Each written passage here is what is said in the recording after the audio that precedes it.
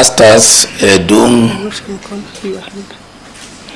I, Erastus Edung Ethekon, do swear that the information I shall give before this committee on the matter under its consideration shall be the truth, the whole truth, and nothing but the truth. So help me God. Thank you. Thank you, Nominee. Point of order, we need to know why the nominee is not swearing by the Bible. I know you can affirm, but you must state why. You are Christian? Sorry, Chair, I had not actually seen the Bible. It was not brought to me. All right. I am a Christian. Let him retake. I am a Christian. Let him retake the oath. He may I actually thought he elected to affirm, which is good enough, but you may retake the oath with the Bible as by your faith. Okay, thank you, Honorable Chair. I, Erastus Edung Ethekon, do swear that the information I shall give before this committee on the matter under its consideration shall be the truth, the whole truth, and nothing but the truth. So help me God. Thank you very much, Nominee. You may now sign your oath of swearing.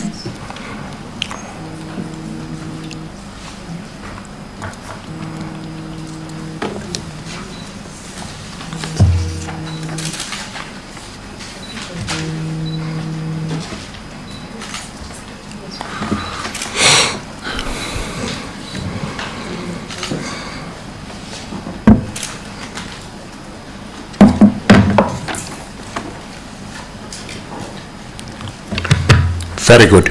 Nominee, you may now hand over the original documents to the Secretariat for verification, all of them including your ID card, academic certificates, testimonials, and any other relevant document you have.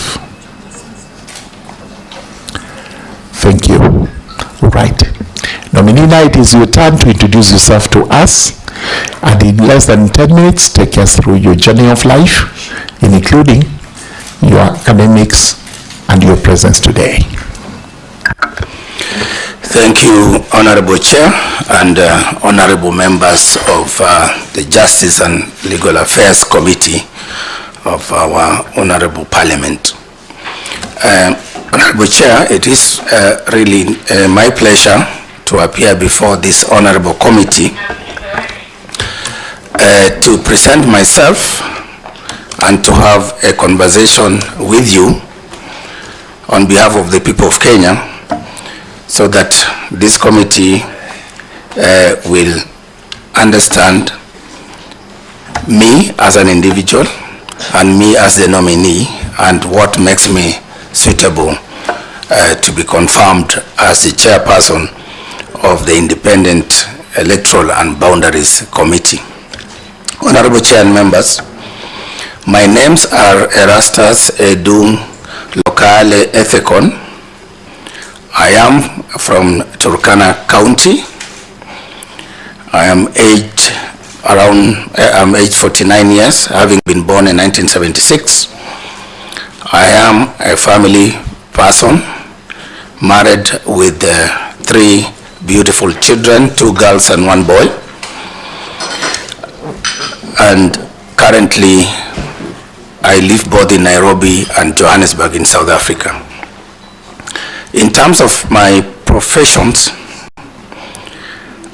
Honorable Chair, I wish to inform this committee that I am a lawyer by training and an advocate of the High Court of Kenya of more than 22 years, having been admitted to the bar by the Honorable Chief Justice Evans Gisheru way back in 2003, precisely 12th June 2003.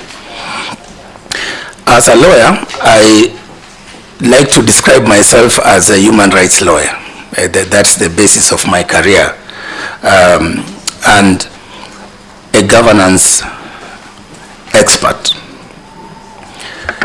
I also, Honorable Chair, wear another hat as in terms of my profession, because I'm not only a lawyer, I did diversify my career and ventured into the field of conflict resolution and peace building. That includes all disciplines of ADR and of course peace studies and peace research. Lastly, in terms of how I describe myself as a professional, I also wear another hat, that of a programs management specialist, specializing in international development cooperation, having also worked in that field for quite some time, for more than 15 years. And Honorable Chair, in terms of all this, what I've described as my professions, I have academic qualifications to back it up. As a lawyer, I have a master's degree in law, specializing in oil, gas, and energy law, having obtained this qualification from the University of Derby in the UK in the year 2016. I also have a Bachelor's of Law degree, second class honors, upper division, which I obtained way back in 2001 from the University of Nairobi here in our country. As you all know, University of Nairobi is one of our premier and prestigious institutions. Having completed my Bachelor of Law studies at the University of Nairobi, I proceeded, as just like most lawyers would do, to the Kenya School of Law, where I obtained a postgraduate diploma in law. And after that, that is when I met the requirements for the Council for Legal Education, and I was admitted now to the bar subsequently in 2003, as I've said. In terms of specializing in international human rights law, I have a specialization, a certificate in implementation of international human rights treaties, which qualifications I obtained from the University of Nottingham in the UK in the year 2007, under the prestigious Chevening Fellowship Program by the British Foreign and Commonwealth Office in 2007. Honorable Chair, my academic journey did not just stop with law. As I've mentioned, I tried to diversify, and in that respect I have additional 2 qualifications: a Master of Arts in Peace, Conflict and Development Studies from the University of King James I in Spain. They call it Universidad Jaume I, which qualifications I obtained in 2012. And then later, in the course of my career with the United Nations, it was necessary for me to also understand the discipline and the practical field of international project management. I followed that with an academic qualification at the University of Liverpool, where I obtained a Master of Science degree in projects management, specializing in development cooperation projects. That's my academic journey level, qualifications at that high level. But perhaps most important for this committee is for me to reflect back where I started. From the dry, dusty village of Morulem, where I started my primary school under Acacia Tree, where I schooled in class 1 up to class 4 under Acacia Tree, because we did not have classrooms. That did not deter me to score an A- in the KCSE of 1991, and that qualifications removed me from the hardships of Turkana and brought me to Nairobi, where I joined the Starehe Boys Center and school. And it's at Starehe Boys Center and school that my life changed and took a different trajectory. At Starehe, we were taught to serve, we were helped and guided and prepared to serve our fellow countrymen. And it's with that spirit, Mr. Chair, sorry I'm a bit emotional, but it's within that spirit that I have focused my life on public service and giving back to the community and to my country. It is at Sare that we were taught that at some point, this generation of ours will have to bear the weight of government in our shoulders. And in doing that, we must be guided by justice, zeal, and care. So, Honorable Chair and members, that is the bit about my academic journey and a description of my profession. Allow me, Chair, then, to just outline to you very briefly my work experience and the institutions where I've worked before having obtained these academic qualifications. In 2 minutes. In 2 minutes. Honorable Chair and members, I have had the rare privilege to work in this honorable house as a clerk assistant trainee and research associate between 2002 to 2003, where I worked with the departmental committees before I proceeded for my further studies.